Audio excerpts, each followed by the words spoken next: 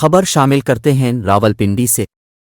हुकूमत इक़्तिदार बचाने के लिए मुल्क को सियासत की भट्टी में झोंक रही है। सरबराह अवामी मुस्लिम लीग और साबिक़ वफ़ाक़ी वज़ीर दाखिला शेख रशीद अहमद ने कहा कि हुकूमत अपने इक़्तिदार को बचाने के लिए सारे मुल्क को सियासत की भट्टी में झोंक रही है। समाजी राब्ते की वेबसाइट ट्विटर पर साबिक़ वफ़ाक़ी वज़ीर का कहना था कि सियासत संगीन और गंभीर हो चुकी है। IMF न ही पड़ोसी मुल्कों की मदद है। मुल्क जिन मसाइल से दो चार है वो पाकिस्तान की सियासत में कुछ भी नतीजा दिखा सकता है। सुप्रीम कोर्ट जीतेगी, इलेक्शन करवाना पड़ेंगे। शेख रशीद ने कहा कि कल इमरान खान की अदलिया के साथ कंधा बा कंधा चलने की काल इंतहाई कामयाब रही। वो वक्त दूर नहीं जब सारी कौम इमरान खान, कानून और आइन के हक़ में निकलेगी।